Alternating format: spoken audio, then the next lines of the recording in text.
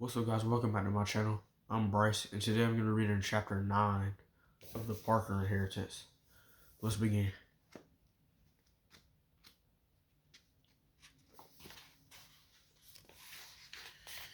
Chapter 9, Enoch, Washington, March 16, 1914.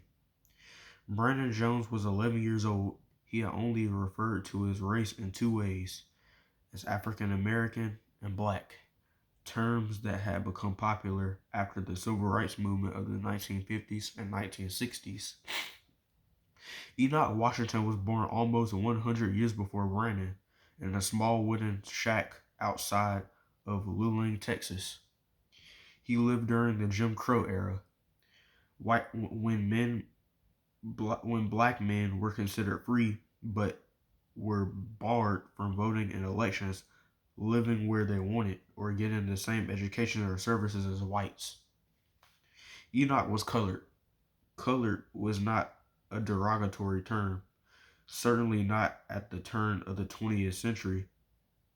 However, there were many other offensive racist names hurled at Enoch, and he was only 6 when he first heard them. Enoch and his family had been at breakfast when they heard the stamp of hooves approaching the house. It was barely light outside, but the spring humidity had already seeped into their shack, weighing down their clothes. "Y'all stay here," Enoch's father said, standing from the table. He walked to the door, but didn't open it.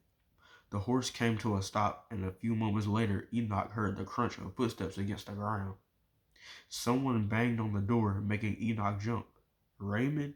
Come on out here, boy." His father cast a look back at the table, then opened the door. "Morning, Cordell," he said, stepping outside.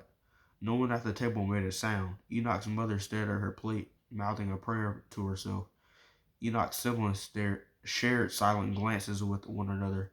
They were all older. Enoch didn't understand what was happening, but they did. After a couple of minutes, Enoch's father came back inside.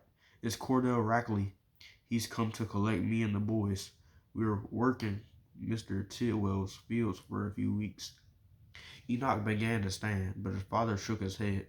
"You stay here, help your mama and Winnie while we're gone." His mother finally looked up. "What about our crop? If we don't start planting soon, the cotton won't have time to grow." "Hush, Mary," his father said, his voice low. "And what about the Logans?" she continued. "The Rosenwalds? Or is Mr. Tidwell only forcing colored folks to work his land? That man's gonna make us his slaves one way or another." "Enough," his father snapped.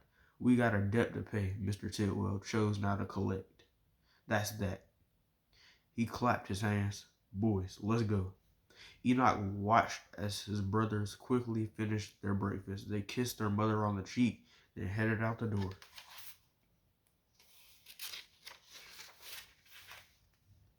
"You're missing one," the man outside said, his voice booming. "He must have been standing by the window. Where's the tar baby?"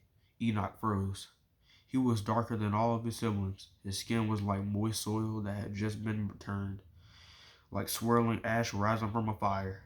"Go on," his mother said, squeezing his hand. "Best not to keep Cordell Rackley waiting." Nodding, Enoch rose from the table. He reminded himself to stand tall, just like his father had done a few minutes before. He walked outside, then paused upon seeing the man standing in front of his father and brothers. Cordell Rackley was small and wiry, with skin the color of biscuits that had been cooked for just a minute too long. Cordell Rackley was colored too. "Ah, there he is," Mr. Rackley said, a shotgun resting on his shoulder. He motioned for Enoch to approach him. Cordell circled the boy, sizing him up like he was an animal or a cut of meat. Still holding his gun, he squeezed both of Enoch's arms with his free golden brown hand, then slapped the boy on the back so hard that Enoch stumbled forward. "What you doing? Keeping a big buck like that inside?" Cordell finally asked his father. "With him, you'll work off your debt even faster." "He's only 6, his father said. He had balled his hands in a fist, and he was looking at the ground, not at Enoch.